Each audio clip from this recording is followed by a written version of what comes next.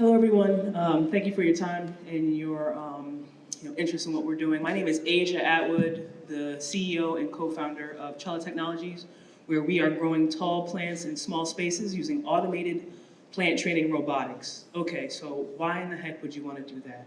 I'll share a little bit of my background. I'm an engineer. I went to Northeastern University. Been hanging out in the Boston area for quite some time. I also am an athlete. I played women's tackle football for several years, and I've been pretty banged up.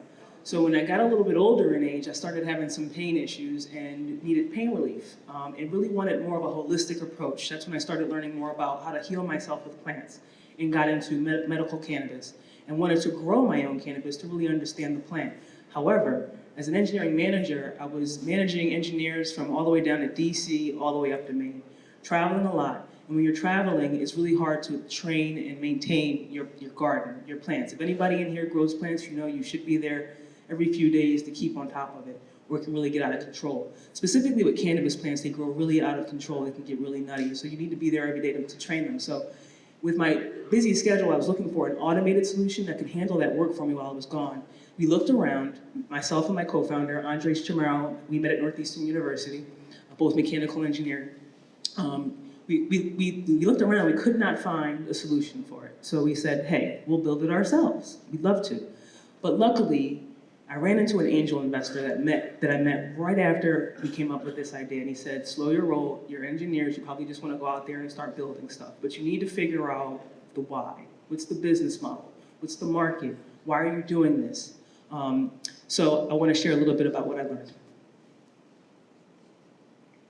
The existing indoor farming movement typically uses what's called vertical farming, where you do multiple levels of plants, one on top of another. You may have seen these in warehouses. If you drive down 93, you'll see a freight farm container, which is an old truck container that they've modified into growing plants.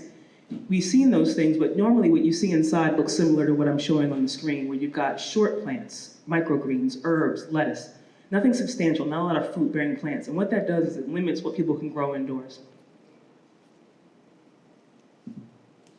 So to get around this, what people are doing right now for some types of plants is they're training them by hand. They're controlling them, they're training them along trellises, they're cutting them, they're pruning them. And what this does is it works, but it takes time, skill, and labor. And if you don't know what you're doing, if you're not consistent with your approach, you're going to get inconsistent results, and you're going to affect your yield, your harvest, and eventually your bottom line and your revenue. So what we also did is we want to look at the market and learn more about indoor farming and vertical farming movement, and this is what we found. The indoor farming movement is booming as the populations are starting to increase and move more closer towards the cities. We also have a farm-to-table movement that's really accelerating the growth of indoor farming. And we also have climate change. Specifically when it comes to things like medical cannabis and hemp, you see CBD products on the shelves.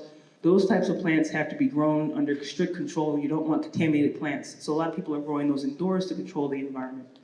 But you can't do that when you're in an area where you can only grow 5 months out of the year, such as along the East Coast. So we saw that there was an opportunity for the indoor farming market and also the cannabis and hemp market as well. So we decided to come up with a solution to automatically train taller plants, fruit-bearing plants, cannabis, hemp, hops, tomatoes, eggplants. We eventually want to do this with peach trees, to train those taller, more substantial plants to the point where we can keep them low and we can stack them on multiple levels. So what we're doing is we're essentially training the plant using automation to grow sideways, to grow horizontal. What that does is it naturally increases the yield.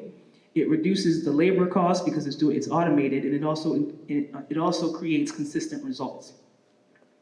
What you see on the screen is a diagram that kind of shows you the shape on the right-hand side, the shape of the plant that we're trying to create. The next picture in the middle is our prototype in the vegetative stage. So that's right after we took the top of the plant off and let it stretch up towards the lights.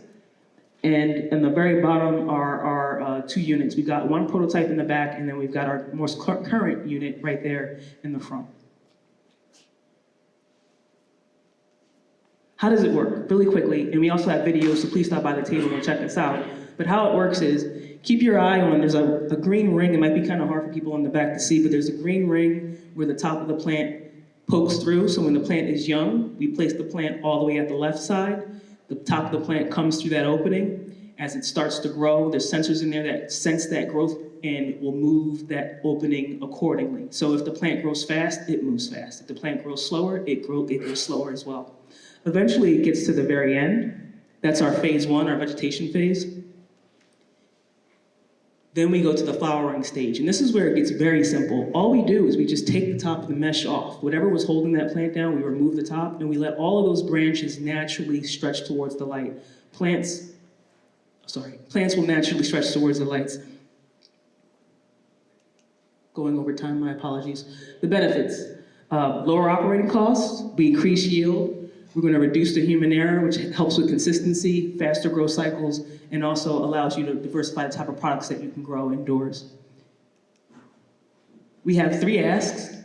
The first is stop by, check us out, say hello. You'll be able to see the video, see it in action. The second is please subscribe at trella.io, TRELLA.io. Subscribe at the bottom of the website.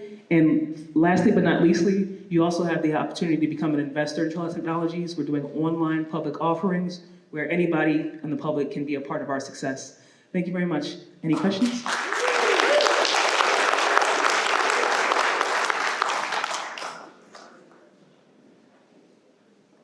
you tell me what your background is again? Mechanical engineering. I'm a mechanical engineer by degree. I'm also a natural catastrophe specialist, but I've also been part of 2 startups prior to this. I was part of another agricultural technology startup where I was the CTO. We were developing a device that would grow 1 plant in a container from seed to harvest. Built 3 prototypes for that process. Prior to that, I was also an entrepreneur where I had my own business where I was doing Fibonacci day trading. So that was part of the question that I had with someone over here. Thank you very much. Question? Yeah, in terms of these the actual physical components, are you all manufacturing them yourself? Is it how are you creating prototypes and then scaling as it catches on? Yeah, thank you. Good question. So we're self-funded. Myself and my co-founder are both engineers. My engineer comes with a medical device robotics background. We have access to a lot of machining equipment, so we were luckily able to build a lot of the prototypes ourselves. We did this 4 times. The one that you're seeing in the video over there is number 4, and then we have number 5 that we also just finished. We built those all ourselves with a team of other engineers that help us from remote locations. As we build these in production for our first batch, we're going to be building those in-house, doing the assembly here in Massachusetts, but we also want to develop the design so we can use contract manufacturing. Is your prototype process patented? Yes, it is. We are patent pending, both US and foreign. We were patent pending, we date all the way back provisionally to April 2017.